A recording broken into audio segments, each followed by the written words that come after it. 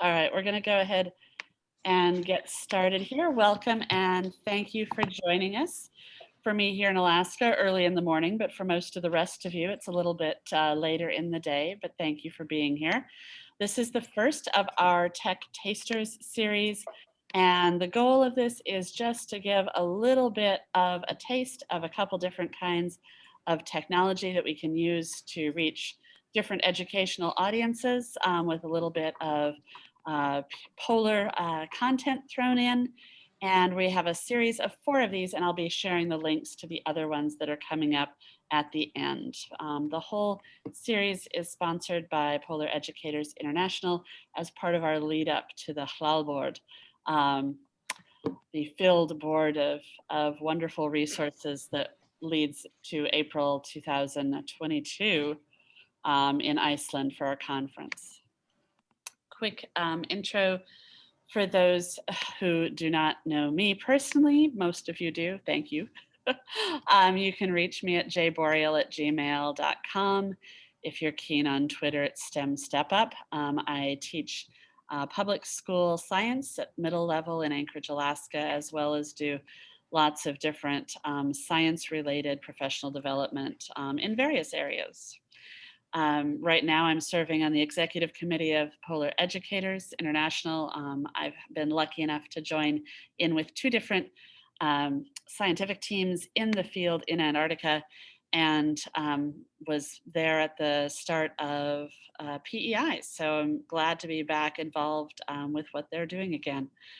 And some of my personal priorities in terms of education is bringing science into other content areas, engaging students in and adults in critical analysis and investigations, gathering their own data and figuring stuff out, and of course, advocating for the importance of quality science education at all levels. So today we are going to be having available to you, obviously during the session, you can drop questions in chat, or if you want to use the raising your hand tool, you can do that and I'll check in with you if you have questions. However, we also have a series Slack channel, Tech Tasters, within the PEI, and Betsy is going to drop a link, an invite link to that Slack channel in the chat. So if you're familiar with Slack, you can use that during and after the event to follow up if you have questions and things. But again, it's hashtag Tech Tasters once you get into the PEI Slack channel. If you're not familiar with it, you don't have to worry about it. Use chat during the time. So again, the goal of this is to talk about different ways to work virtual field trips. Like everybody else, I was remote for most of the school year last year. And so we worked out all different ways to get me and the kids and what we were doing outside and into different areas. So we're specifically going to be talking about some of the details of how to use Zoom, both with computers and smartphones.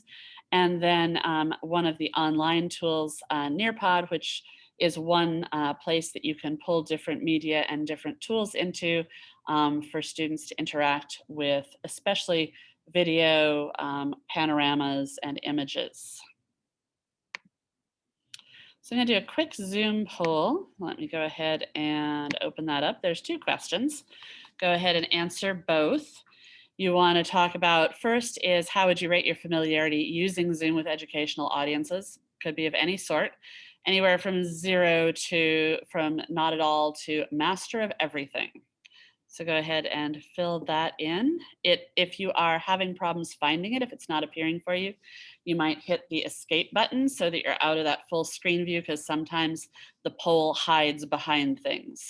So you should be able to see it now, but if you can't, try hitting the escape key and looking for it behind other things.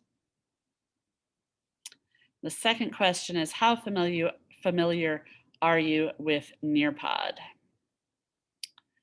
And that's everything from I've never heard of it to you are already using it and creating your own. So it looks like people are not finding it. It's not appearing for you. because I don't see any responses yet at all. You do have to say you're submitting your responses.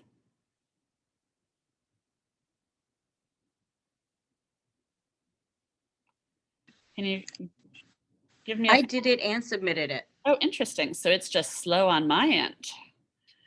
Intriguing. We love tech. It fails us in new ways.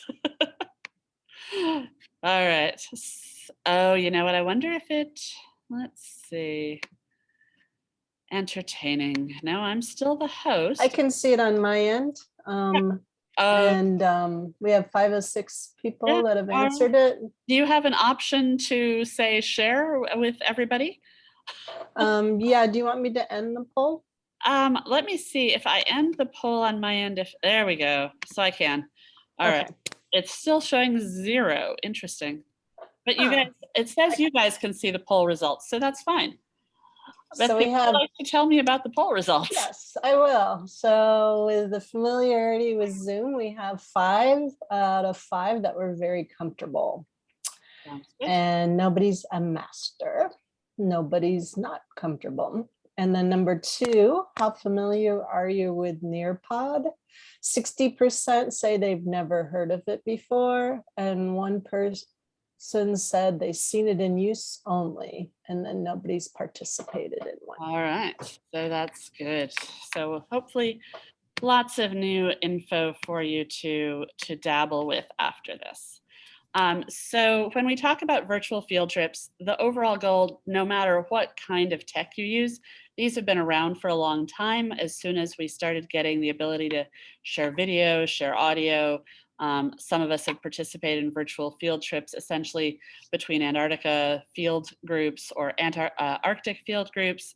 But the goal is to take any audience beyond the limitations of their physical location to experience something that's a little more immersive than just somebody standing in front of them talking about it.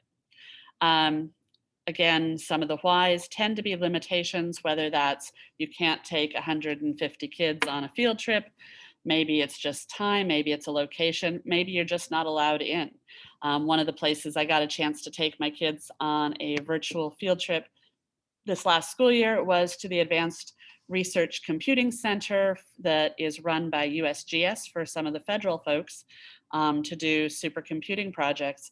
And there's no way, even if we had visited there, they wouldn't let us go in and walk around and poke at and see all the innards of the supercomputers. So some of it is just sort of a access issues. And of course, you can now do things like take a virtual field trip to Mars or to microscopic realms. So there's lots of things where this is a real bonus that opens up opportunities for us.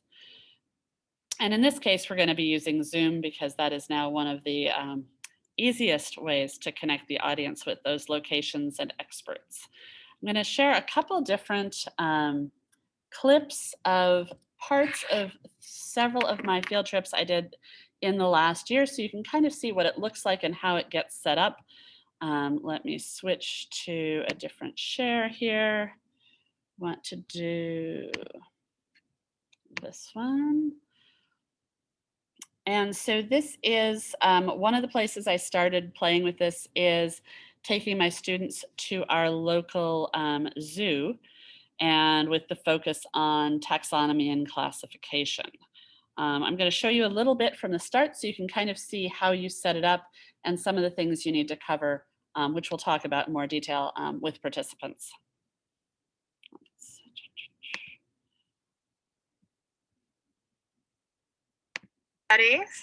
Good morning. Well, good afternoon. Nice. And so one thing I will point out with this, I am using, you can tell with that vertical image, I am using my mobile phone. However, this is the second round that we had done. And in the picture here with the horizontal aspect is my TA who is actually starting the session on her computer. And if you have to use a mobile device and you want still all the access and controls that a computer-based Zoom session gives you, if you have a partner who is running it on their computer, that makes a ton of the difference. Oh, you guys aren't seeing the picture. Interesting. Okay, let me, No, no. I'll switch this and just do it this way and force them. Let's see. There we go. Is that our recording? And we're going to, that's not the right one, however. We could see a picture though. Yes, it's an improvement that way. All right, so here we go. Now you should be able to see that. I was wondering about the lack of green line. Yes, we can see it. Okay, so as you, the vertical aspect shows that it's a mobile device versus the horizontal is the computer. And my TA is running it, which gives us one of the key things is control over the chat a lot more. Plus, it's also when you're using a mobile device for a Zoom, you can't easily see the chat and follow it the way you can on a computer. And you also are very limited in being able to see all of the individual, you can see 4 at a time of your participants. So my kids were trained to use the little hand raise thing or to add questions to me in chat. So that was part of what our goals were when we had the sort of tandem recording. See everybody, you don't have to, we're gonna do a quick look at. And you don't need attendance, so let's move Hi, forward. Shyla, how are you? There we go. And let's see, do I have, let's see, I got, oh, there was briefly Christian and Legend, got you, thank you. All right, so I think, so a couple things for how this will work. You, as I said, go ahead and turn off your own videos because we're running most of this through my cell phone and you do want decent audio quality. And that's another piece that can be helpful if you are looking to record. You have to have that on a computer. And one thing that I've found is having basically everybody turn their videos off definitely gives you a much greater level of hope that you won't have too many glitches with your mobile device as you go. But again, if you've experienced Zoom, you know that none at all is probably not on the menu. Because I'm using my cell phone for this, don't see the chat very easily. And so if you have a question, you can send it in chat to Miss Massey. And she's going to be just in charge of asking questions out loud that we all have so I can talk about those. So again, don't you leave yourselves muted and put your questions to her in chat and we'll get them answered that way. All right, so a couple quick things. I'm going to switch my camera around. We are starting off by the seal enclosure and we'll talk a little bit about what we're doing today. But the thing that we're going to look at, so as your optional activity, remember that you have in your Canvas inbox, you have a bingo card and any bingos that. And so this is sort of the other bonus of why it's been fairly useful to use a mobile device, even though it does have some limitations, is it really allows you to zoom in on particular things that you're trying to bring to the attention of your participants. Instead of if I really wanted to show you something on here, I've got to mess around with how I am bringing that to the camera. I can't see that as easily because of the nature of the dual cameras on each side of mobile devices. Being able to switch it so that I can still see what I'm projecting really makes a big difference. Especially at the zoo where I could see what I was focusing in on. The downside is the Zoom camera does not have the ability to zoom in. So things that are distant that you can't physically get close to, there's no way to magnify that within the screen other than just getting closer to it. You'll notice right now, because my TA was in charge of the recording side, it's recording what she was seeing. And she has not yet shifted it to the speaker dominant view, which she will in just a second. I'm going to bump forward to show you what that looks like. And then this takes up the main part of the screen. And so and I instructed the students to switch that. But again, if you're doing a field trip for an audience, you definitely want to use that speaker dominant view so that it pulls up the person who is the main speaker. And that's one of the reasons I asked all the students to mute themselves and use the chat for their questions, because if you are telling everybody to use the speaker's view, if other people start interrupting, it will now start flashing their image up as they talk. So that's another key thing to to think about as you do this. Let me switch to another section of, let's see. Here is our, so in the way we did the work in the zoo, as I said, the first time I did it, it was just me with my camera, and we discovered that you actually couldn't you couldn't record, you couldn't control the chat. So the second time, we had a second computer recording it. This is a visit from the local Alaska office of the FBI bomb technicians with their robots. And he actually, because this was still the middle of pandemic, everything had to be outside. We, still remote. However, this time I didn't have anybody else doing the work of that recording. I just started on my computer the session, and you'll see what that looks like here. And then I also was signed into my same account on my cell phone, and the bomb technician had his own mobile device, and he was signed in and given co-host abilities. And so depending on who is speaking, you'll see it kind of switch back and forth between the bomb technician and myself.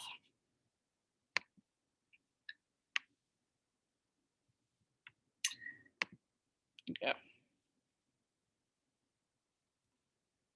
About coding and programming and things like. All right, let's try that again. I'm going to be out there shortly, but if you want to get started, just take your unmute your microphone and you're good to go. Roger that. Hey everybody, good morning or afternoon. Like your teacher said, I am Derek Espeland. I am a special agent with the FBI here in Anchorage, Alaska. I have been here almost 22 years. I am also assigned, part of my job is I am what is called a special agent bomb technician. And I know I hear you guys are learning about coding and programming and things like that. So what we wanted to try to do is just kind of show you what you can do with that. So what I'm going to do is I'm going to show you a couple of my robots. And there, right down there, is what we call the little guy. For any of you who've ever watched the movie Ice Age, we refer to this one as Scrat because he's our smallest robot. This one weighs about 40 pounds.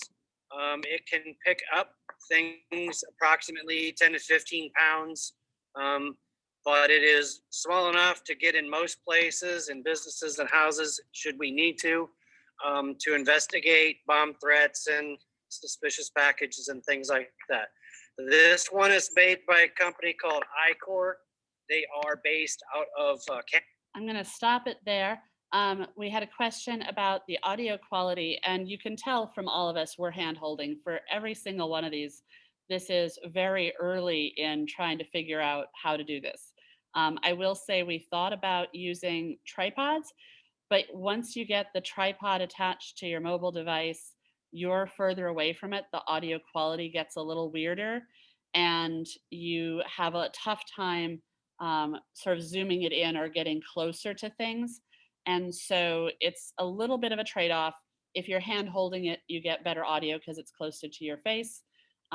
You do get, of course, more jiggle, and you have to be a little bit cognizant of how rapidly you are moving around to different things. There were definitely parts in the zoo where I was walking from one enclosure to another where the kids were like, oh my gosh, Miss Hubbard, I have to cover this, otherwise it's going to make me motion sick.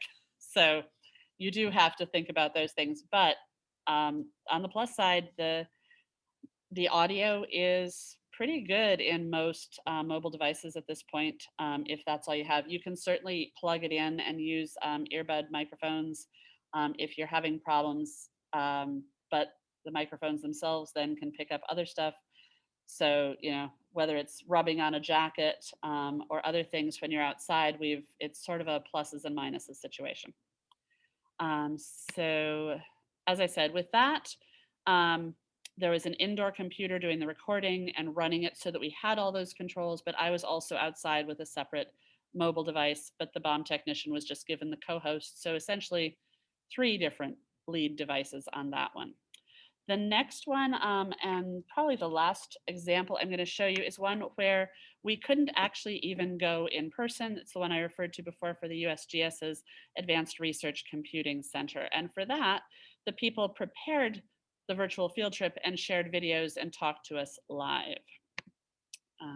So let's find, there we go. And we don't need to see the initial setup. What we need is just the example back here. 2230. There we go. So here we had 3 technicians, the Advanced Research Computer Center lead, and 2 of their programmers and lead computer scientists. And so here they're sharing with us live programming on one of the particular computers. I just did right here is said, Ms. Hubbard, is there a student available that I can work with? And the scheduler or Ms. Hubbard gave me a response that says allocated, which means it's been allocated to some homework for somebody. Idle means it's waiting for some homework. And we have some other states too, but typically it's allocated or idle.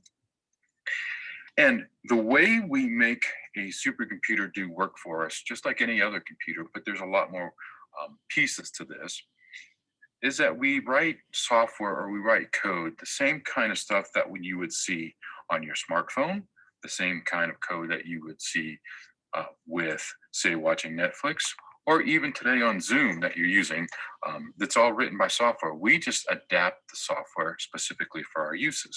In this case, I'm going to show you that the minimum we need to do anything on a supercomputer is 3 lines. This code looks just like this. I'm basically going to ask my class what their name is. And we're working on a supercomputer today called Tallgrass. Our other one, which is called Denali, named after the park in your great state, is a little bit busy today and I couldn't get any time on it. So we're going to work with Tallgrass. So this is the code I'm going to run. And I'm going to ask 10 students and to do the task of giving me their name, or 10 servers in this case of giving me their name. And each one has a different name, but it's very similar. So I have a server or a node named ML-005, one named ML-007, and so on to 10 of them. So again, this is because we have a section on coding and robotics, you can see where some of this content was coming from. But this is the live screen from him working directly with the computers. And this is the place where the virtual field trip, you're not going to be able to fit 30 kids around and seeing what does this actual programming look like. Similarly, they took some video of installing their most recent supercomputer Denali that he just referred to that he was able to share with us as well. So I'll show you a brief blip of that. Here's a time lapse of actually Denali being installed on the left, and I'll run us taking over the hallway in South Dakota when we were moving it off of the truck into the building and then onto the data center. So what you see on the right is what's happening in the background on the left, and then we're going to roll on the left. We're going to roll the machine into the data center here in a few seconds or so. This is rather a long gap in the time lapse, but it gets quite interesting. It's a long evolved process. It took us about 12 or 13 hours to get this done, and you can see them starting to roll in. We had to do a lot of work with electricians. We had to do a lot of work with heating and cooling experts. We had to do a lot of work with mechanical engineers to make sure the floor could hold all of the weight of these computers. We had to make sure that the power was correct because power is significant. I mentioned before that that some of these machines can pull 2 megawatts. Denali itself pulls about a quarter of a megawatt, so 250 to 300 kilowatts when it's running full blast. And we had to make sure that that power, the wattage. So I'm going to stop it there. Yes, it is Sophie. Notice it's all men. The lead of the whole group is a woman, but that was the only woman I saw there. So yes, you're not wrong in terms of where we're going about representation. Let me switch back to our main shared screen here.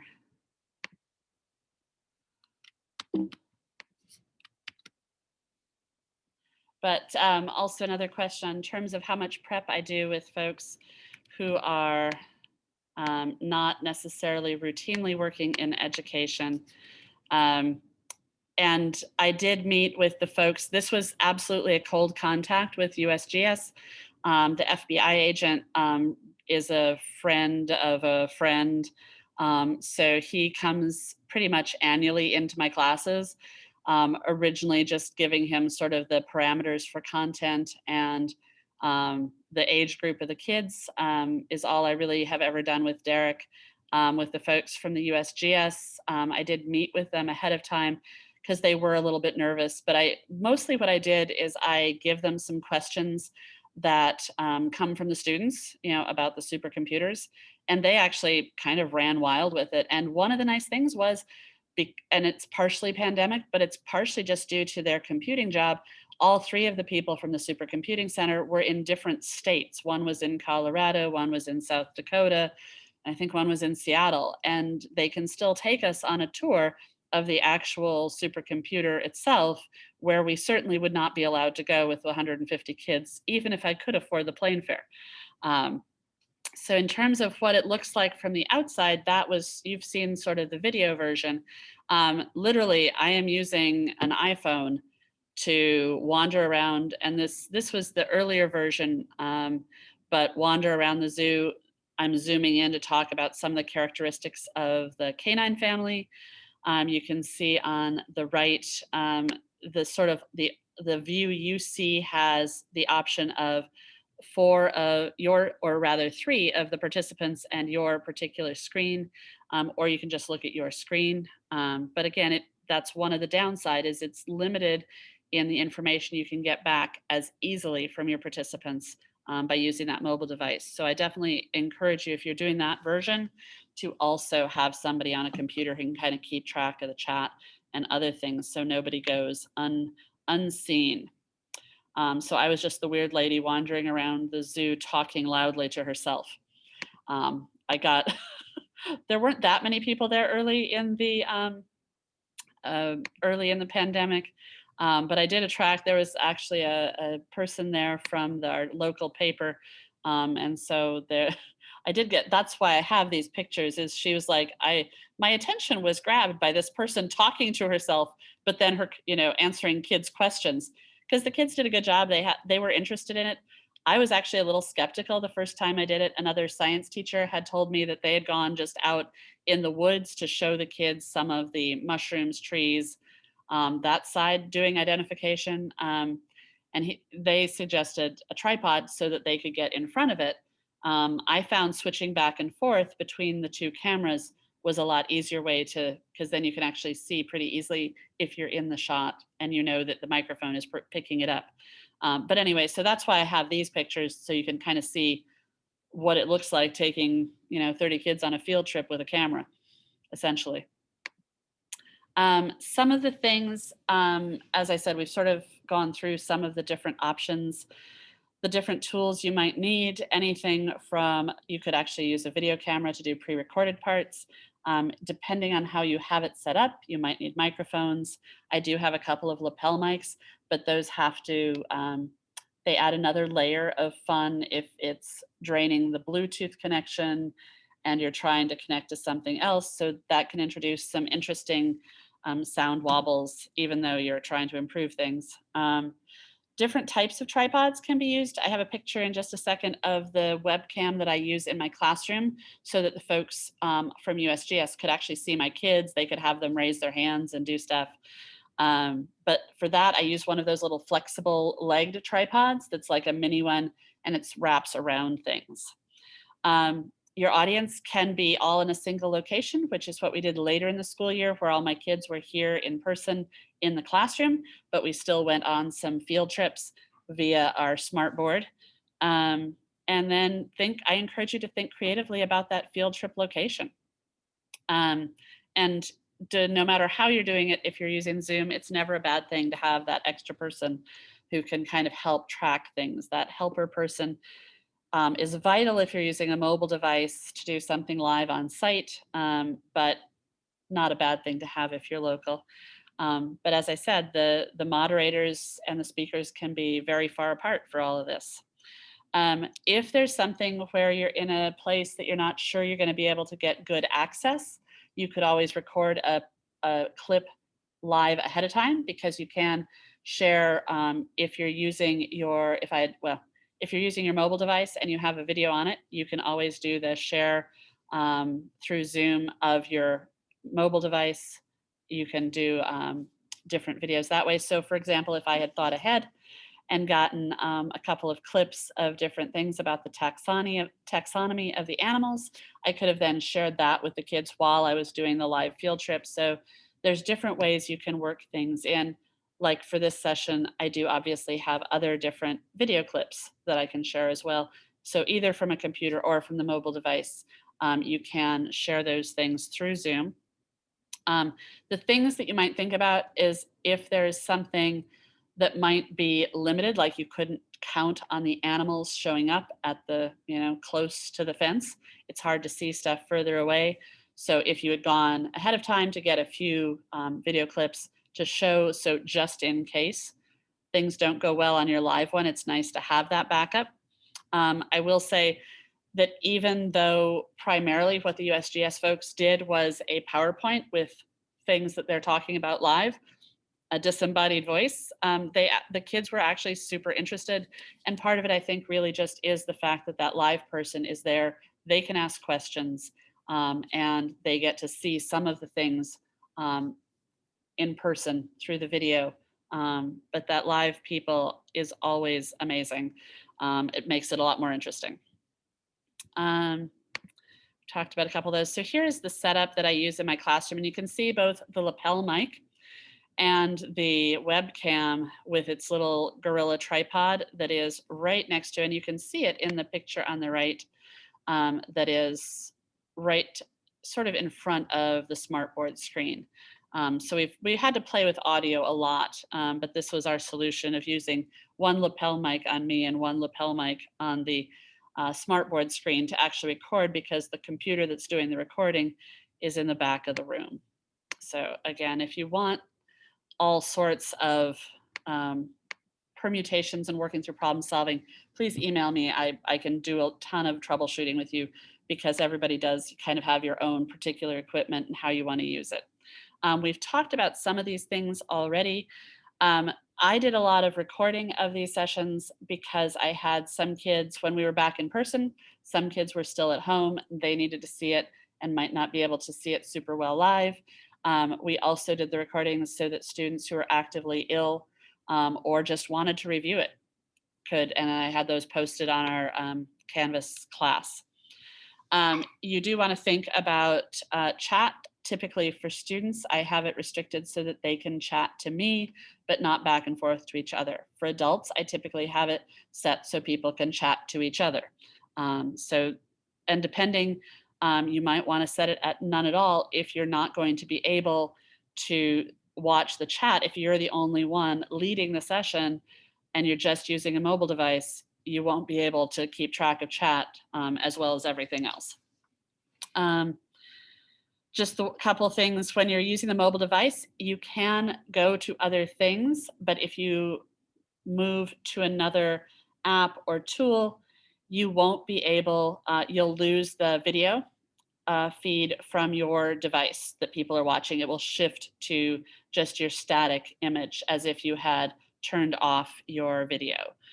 They can still hear the audio at that point. So depending, things happen, sometimes you have to do that. It does not close down the Zoom.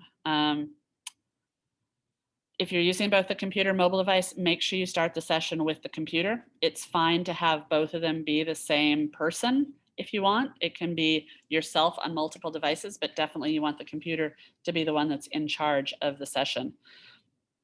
And depending on how protected your sign-in information is, you might have to consider anti-Zoom bombing practices, or maybe you have some students that are especially out of control and like to be disruptive.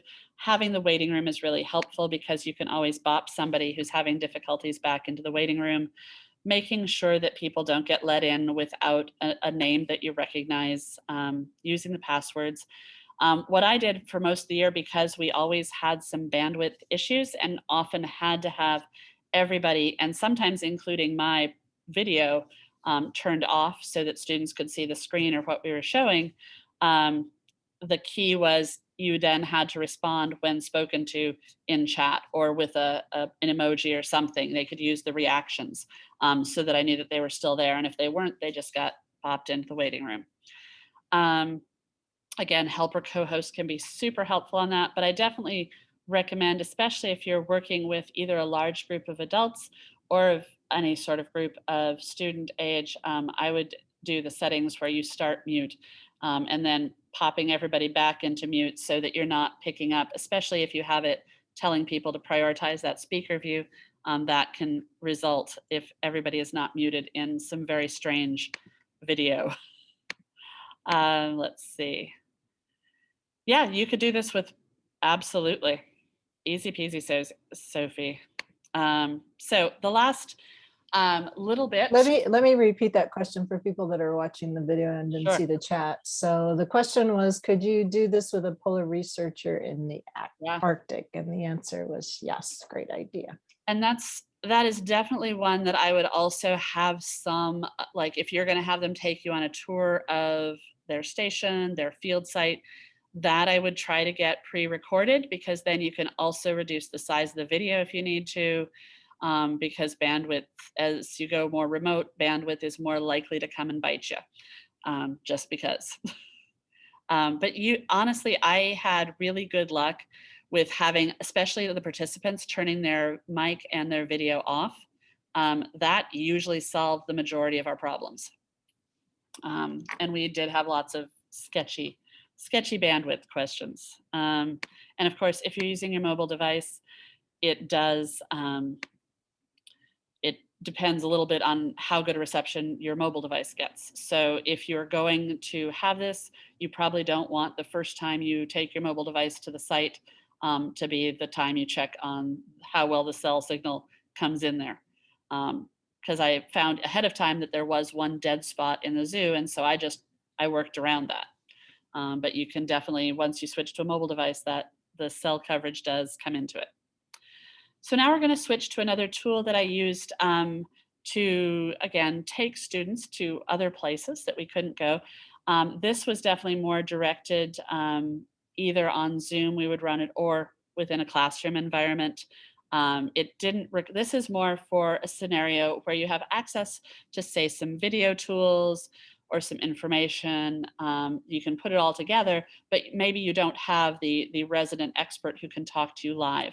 This is actually a great place to structure something. And with NearPod, the students can go through it live with a group or at their own pace. So it's a little flexible in that way. Yeah, no, that's a cool one. Betsy, do you want to mention about that on the virtual field trip you've done? Yeah, we did. So in my program, we help students design and install rain gardens at their school. And so when they were working remotely, one of our colleagues would meet a teacher at the school, and they would walk through the site that we would normally do in person, so that they could understand, where the water was coming from, where they could put the rain gardens. Cool.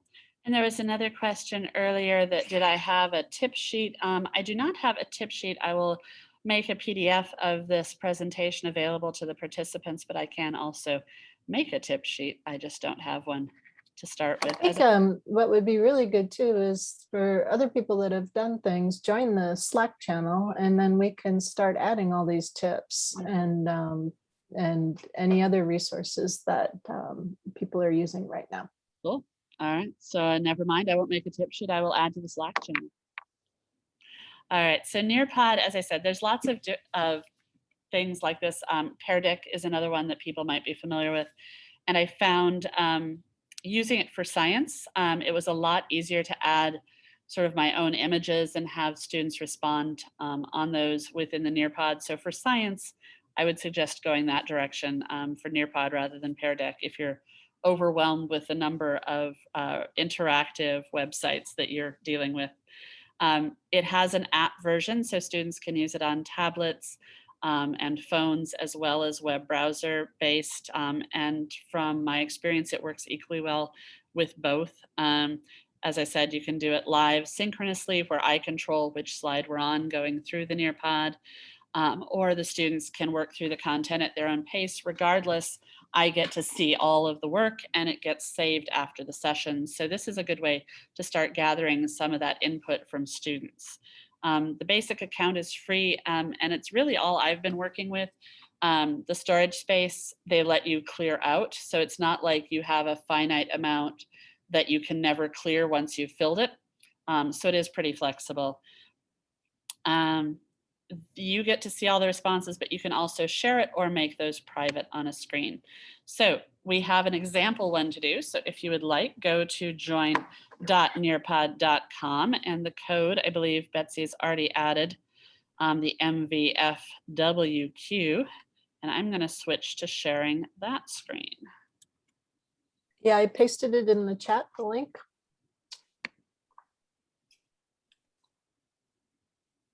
So here we go.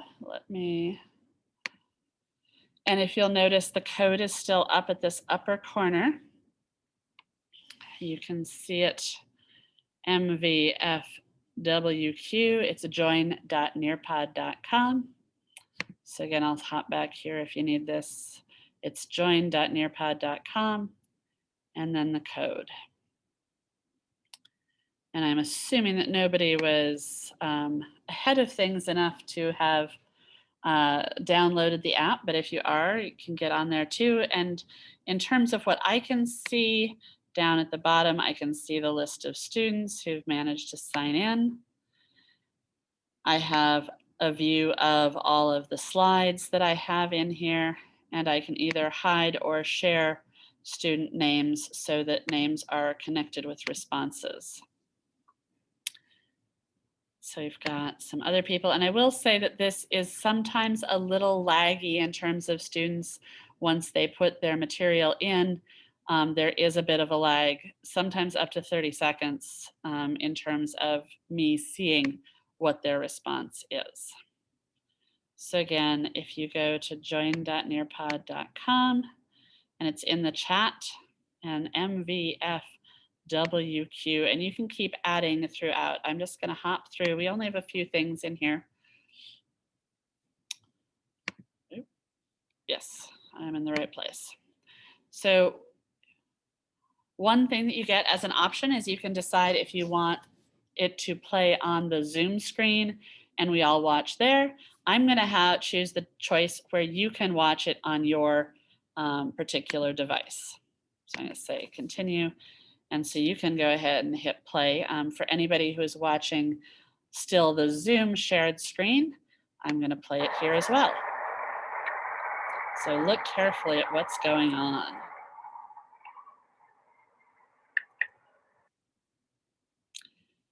And you should be able to play it again at your own pace as I gave the student machines that control. I'll play it one more time here on the shared Zoom. Thinking about what might be going on there. And then there's a question.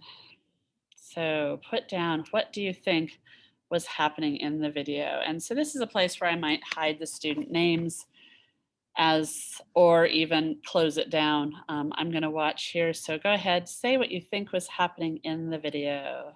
I've got a good class here.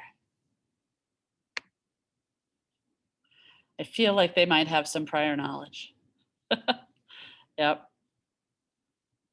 because this is something I might use for students, I did not, yep, gas bubbling up. Nobody mentioned the frost feathers, the frost that talks about very specific things going on. So yep, gas, methane.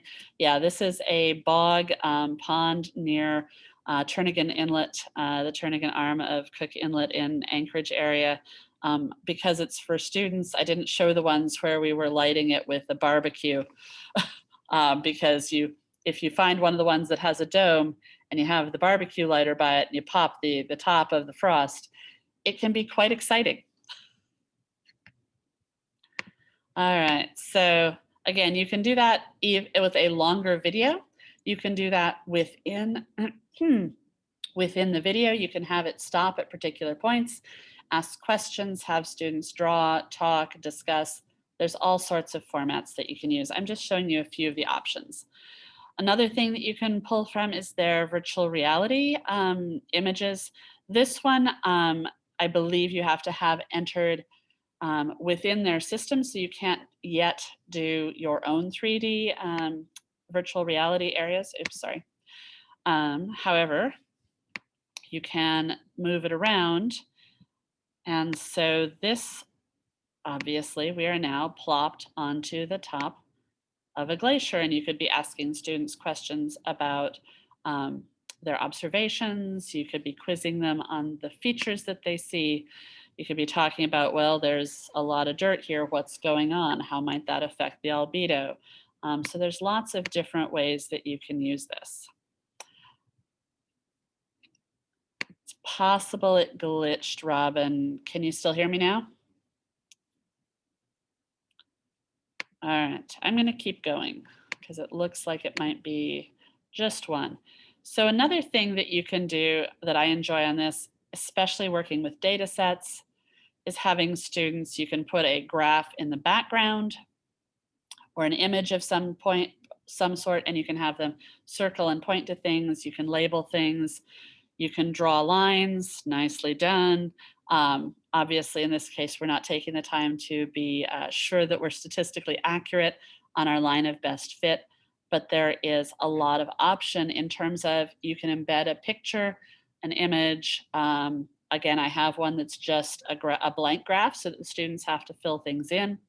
And then you can kind of see, again, you can talk about individual ones. And let's say this particular one is one I wanted to talk about. And then I can pull that up and we can look just at the one particular student's response. So I can share that so everybody can see it. So there's lots of different ways you can do things within just one of the little slide sets. So go ahead, you can also do polling here. And again, the nice side is here you can come back and view the information again and again and again. This has some really good options. And as I say, Pear Deck and NearPod for a while were sort of being talked about equally in terms of how easy it was to use and what its capabilities were. I've found that NearPod is a lot more functional for science education because of some of those features where you can bring in data and you can work with graphs and images a lot more easily. So that I like that part of it. So I would definitely recommend if you're trying to make decisions about that. All right, looks like most people are good. So I am going to jump out, and you can leave that open if you want, or you can just in another tab and come back to the Zoom screen. However you want to do this. So we're going to just finish up here. Of course, it had to do that. So I'm going to open it up to some questions. We've been doing a pretty good job, hopefully, of hitting them in chat as we went. And I do just want to point out again, you feel free to email me, jboreal@gmail.com. But again, I do like the idea of, because I'm sure lots of people have done versions of this, so please drop what you know and questions you have onto that Slack channel, because that will keep going afterwards. And feel free also, if you have questions, you can just unmute yourself and ask. So I put in the Slack channel the link to the Polar Educator website, where you can find out more about our other Tech Taster events. And there are individual links for each upcoming Tech Taster event also in the chat. Yep. And there's all kinds of other stuff also on the Polar Educator International site. So that polareducator.org will get you all kinds of stuff.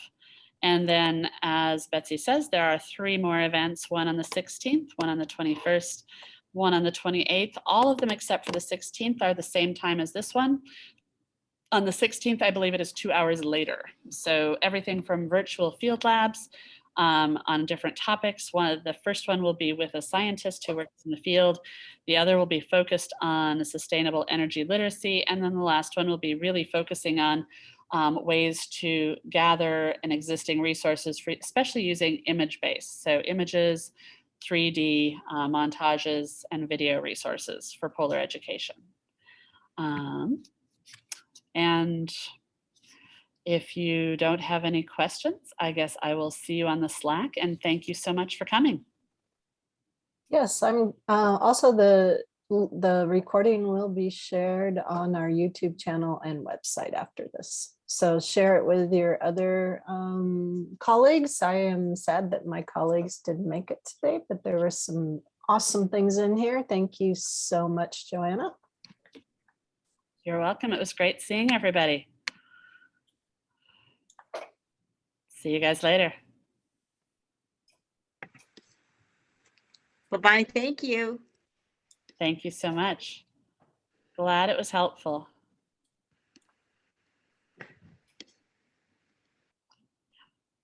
And let's do